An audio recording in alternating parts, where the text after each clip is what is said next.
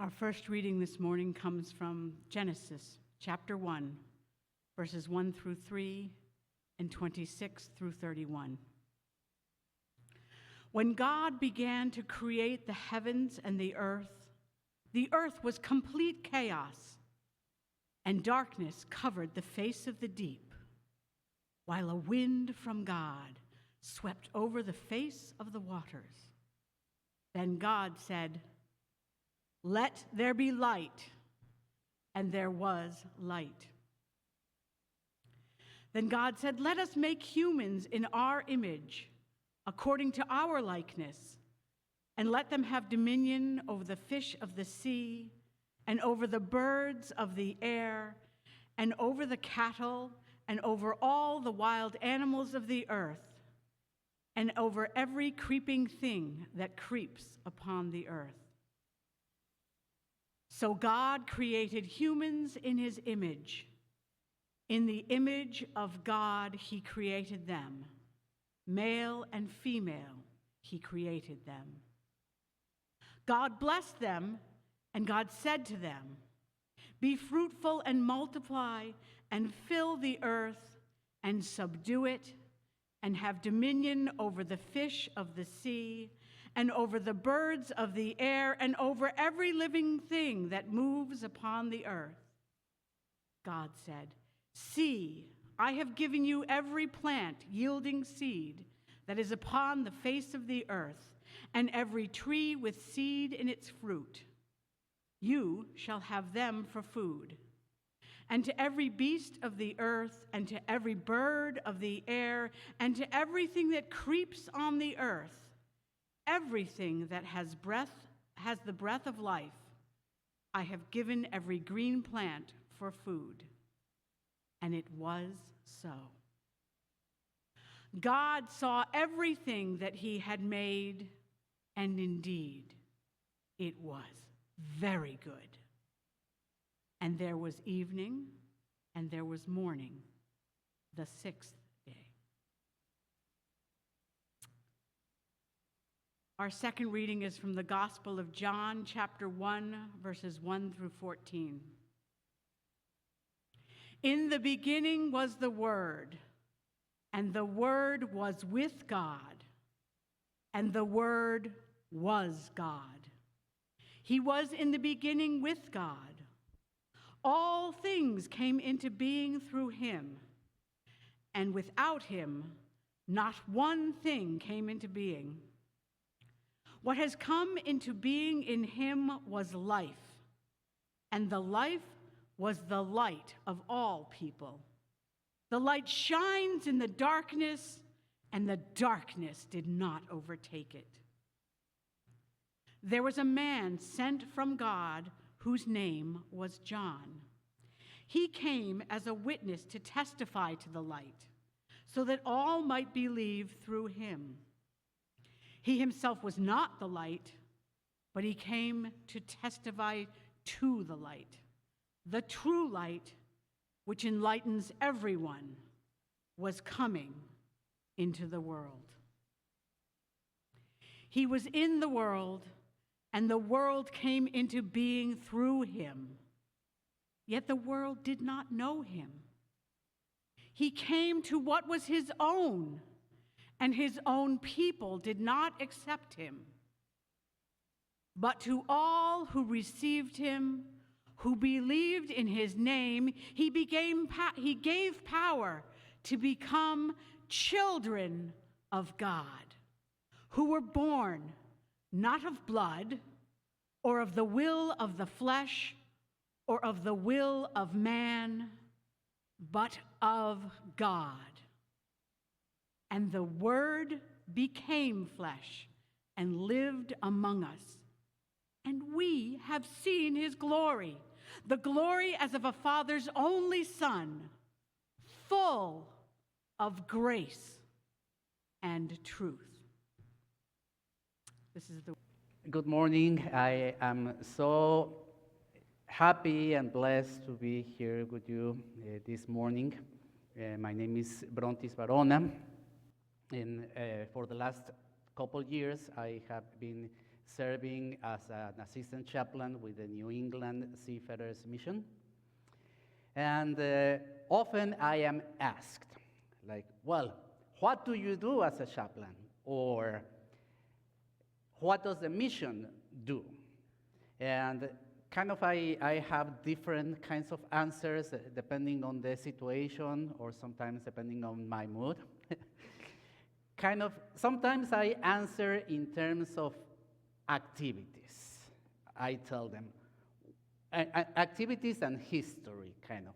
I tell them, well, the New England Seafarers Mission is a ministry of the Covenant Church that has been in New England for over 140 years.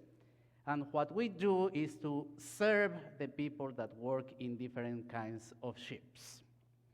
And then I told them about the two sides of our ministry, that we have a center in Boston where we provide different services for the people that work in the cruises. We there have a little market where they can come and buy the essentials that they need. We have a mail room where they can receive their packages. We have a money transfer service where they can send money home. And all what we do there is done thanks to the work and the support and the help of volunteers like you. Hint, hint. Come to help us one of these days. I also tell them the other side of our ministry is that we go to the different ports between Boston and Providence, and we go on board of the actual ships, and then we spend time with the crew, and then we ask them about their families. We bring SIM cards for them so they can continue to have a service to be connected with their families overseas. We take them to Walmart. We do a lot of things, right? I can make a list of the different activities that we accomplish. That is one kind of an answer. But often I like to give a shorter, perhaps more enigmatic kind of answer. I tell them, we have the ministry of presence. That's what we do. We are present. And that sounds like we want, like, yeah, but what do you do? Like, we feel uncomfortable about the fact that just being there is the greatest thing that we can accomplish, that we can provide. And that is the one message that I want to leave with you this morning. Your presence, each and every one of you, your presence is the greatest gift that you can give to anybody. And that is because God's presence is the greatest gift that He has given to humanity, that He has given to us. We read two beautiful passages this morning that we could spend months and years studying and never end mining all the riches of those passages. But I want you to draw your attention to one verse in the Gospel of John, that is John 1:14, that says, "And the Word became flesh, and He dwelt among us." And there are two key words there: flesh and dwelt. And the story of the Bible from Genesis to Revelation keeps track of how this relationship between human flesh and the presence of God is moving through redemptive history. From the moment that we were created in Eden according to God's image, how God chose for himself a people, how he was living among them in a tabernacle, and then in the end of times, he made his appearance on this earth in the form of a man. The man Jesus, fully man, fully God. And then he gave us the gift of his Spirit so that we can experience his presence with us 24/7. And one day, when human history comes to an end, we will be able to see God and to be in his presence face to face. Just like I am looking at you in the eyes, we will be able to see God face to face and to experience the deepest communion ever, right? So, two things that I want to say first about the Word became flesh. By becoming a man like you and I, having all the body parts that we have, all the body functions that we have, Jesus continues to say, humanity, the design of mankind is good. Is indeed, as we read in Genesis, is very good. And we tend to forget that we have a body, that we are a body, right? We think that we can separate our mind, our soul from who we are as a body, but no, we have hands. Show me your hands. Hands that we can touch people around us, that we can be gentle, give the hand or a gentle squeeze to the person next to you. And we have feet to go places. Let me hear you stomping your feet. We have faces that reflect what is going on inside us, sometimes even if we don't want to show what is inside us. Right? The human body is a beautiful, marvelous thing. Because we are created according to God's own image. It's beautiful. We are marvelously and wonderfully made. And Jesus, God himself, the third person of the Trinity, God the Son, became one of us, and he dwelt in our midst. The word that is used there in the Gospel of John is like he pitched a tent, he tabernacled among us, meaning that he established his place, but not a fixed place, but rather a moving place where because he wanted to be moving with his people, moving with us, right? So if our presence is the greatest gift that we can give to anyone and to the world, and God's greatest gift is his presence, how do we go about giving that presence? Well, it sounds like obvious, but the first thing to give our presence, we need to be present, right?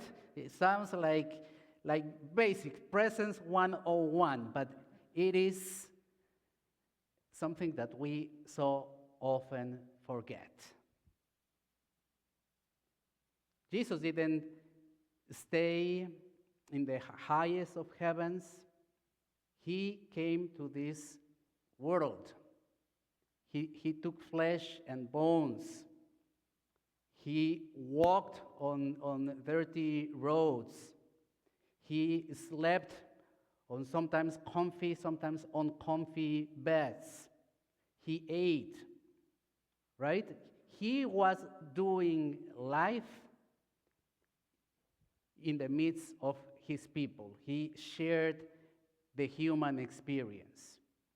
Let me have some hands raised. Who lives with somebody of family, meaning who shares a home with someone? Raise your hand if you live with your kids, with your parents, okay, most of the people. Raise your hand if you live by yourself, completely by yourself. Okay. So I have a sense now of how we are, right? But even the people that live by themselves, you have a family, you have neighbors, and the only way to be present is either to go or to receive them, right? That is what we do in our ministry. Just by being there, things start to happen. Things that we cannot experience if we don't go. Like the good things, the bad things, the sad things. Like one of the times that I treasure on board of a ship was, and it was just a regular ship with a crew like other crews that I had seen. But this particular young man was so excited sharing on the phone that his wife was in that moment going to the hospital because she was going miles away on the other side of the world to give birth to their first child. What a joy! Like we rejoice together. We opened a bag of chocolates. We distributed chocolates among the crew because we wanted to celebrate. And if I hadn't been there, I would have missed that. I wouldn't have had that chance to rejoice with him and to share in those good news. Sometimes we are present, but we are not present, right? Especially with technology, these modern days, we can get so distracted. There is so much noise around us. Radio, television, our phones, that we can be there with our family, with our spouse, with our kids, and not really be there. And yeah, that happens to all of us. But when this is a constant, when this is not the exception but the constant, we get hurt and we hurt people, right? Because probably worse than having people leaving us is having people that are there but are not there. So I encourage you, whatever your living situation, whatever your family situation is, be present. Be present. Most of what Jesus did was in everyday, mundane kind of things. He walked with his disciples. He attended banquets. He sat on a chair in the middle of the road and got surrounded by people. He got on a boat and talked to the multitudes. But it was in the everyday kind of rhythm of life. How are you present in your shopping, in your doing the laundry, in going to school, those who have to go to school as a parent or as a grandpa that going to see the kids' functions? Those are opportunities to be present and to share the rhythm of life, right? And when Jesus also was on this earth, he taught us that he came in humility, in vulnerability, right? Imagine the same God who created the whole universe was willing to become a baby that needed to have his diaper changed, a baby that needed to be held by the hand and shown how to walk, a baby that had to be fed. It's so easy how along life we start getting used to the way we do things, and we don't want to become vulnerable to go and learn the ways that other people do life, right? We want things to go our way, and we become not very flexible, right? When we go to a ship, we go as a guest, so we don't put the rules. If people are having lunch, and if they invite us, one of the greatest gifts that we can give is accept that meal. Do you ever feel like accepting things is kind of a sign of weakness? Often people refuse to accept things because it's pride, right? Not wanting to receive things from others. We sometimes feel more comfortable giving, providing the help, than being willing to receive that help. And we need to do both kind of ways, right? And a third thing that I want to share about being present is that we need to be flexible. Yes, Jesus Christ came with a mission. He had a goal, give his life for us, and he walked through that to the very end, right? But in the midst of his everyday life, he was flexible. He was willing to accept interruptions. When the disciples saw that he was surrounded by kids and parents bringing their kids, and their first thought was like, no, don't bother the master, let him do his thing. And Jesus said, no, they are not an interruption, right? Let them come to me. Let them come to me.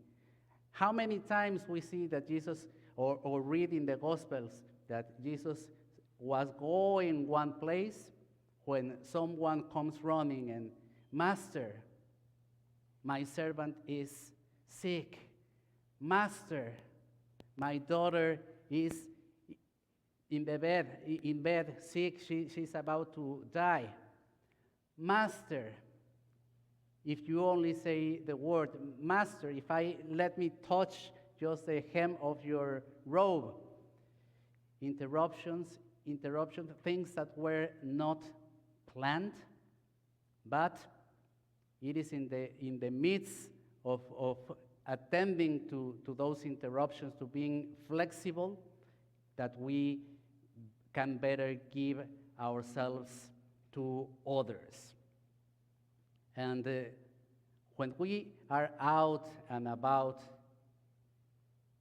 being present to those around us, we are, as Christians, have a great privilege that we never go by ourselves. We are always in the company of God, the living God, the creator of the whole universe. And think about that wonderful thing. Each and all of us, of you, we are uniquely made. Our bodies tells in 1,000 ways how unique we are. Yes, we all have the same features in face, two eyes, one nose, one mouth, but all the combinations, shapes, forms that our faces can take, unique. Our voices, the voice of every person is completely unique. Our fingerprints, right? We leave a fingerprint and they can trace it back to us. And now we know through modern science that even every single cell of our bodies is entirely unique. Our DNA shows that this tiny little piece of me is me, right? So if we are unique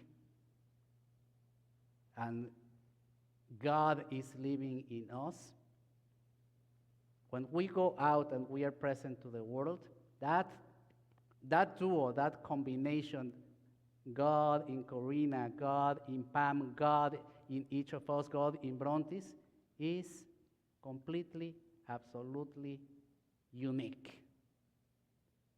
And things happen when we are open and receptive and conscious and willing to take risks as we go with God through the world. He is constantly blessing us, and we are constantly being a blessing to others. Let me share with you two quick stories. Like the first time that I was in one of the ports, which is New Bedford. Yeah, those God moments that only God can orchestrate. Like, I am there, I need an escort, someone to take me to the ship, because that was the very first time I didn't know what to do, and I couldn't go by myself because it's a dangerous place, etc. And right next to me is a gentleman named Lucas, and he offered to take me to the ship.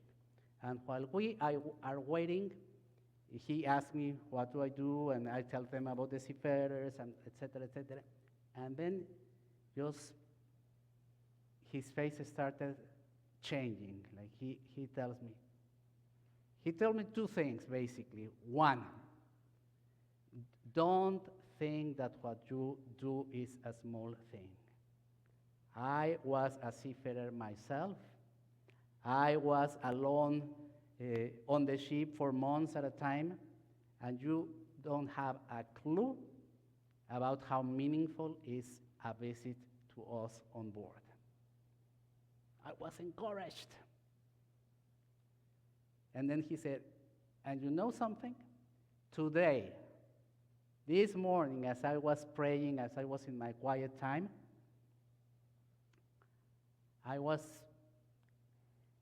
he said, I was kind of wondering, does my job have a point?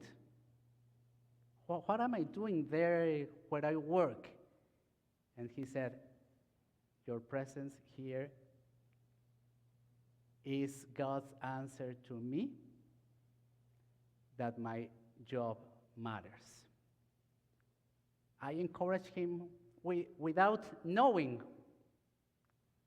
God orchestrated everything. The second story, I took a taxi a few weeks ago, and I was trying to be present with it. It is so easy just to grab the phone and start trying to do other things or whatever, but I wanted to be present. And as we reached our destination, I felt nudged to, and the taxi driver was a Muslim. I felt nudged to ask him if I could say a blessing over him. And believe me, I'm not usually the preachy kind of person that wants to bless everybody, but I felt that I had to do it, and okay, God, let's do it. And I felt led to share the ironic blessing with him. And I just told him, may the Lord's face shine upon you. I told him, may he give you his peace. And he stood quiet. And he said, you know that my middle name is Salim, which means peace? I could have never known, but God knew, and he used just that moment to bring a blessing to Salim. And just by being part of that moment, I was greatly blessed too. We always win. So when at the end of this service, we go out of that door, remember that it is not only when we are together that we enjoy this special presence of God. No, we'll go out. I'll go back to the ships. You'll go back to your home or to the office or to wherever you spend your week. And we go in partnership with God to be present to the world. Because we are the light of the world. We are the salt of the world. So let's be present. Shall we?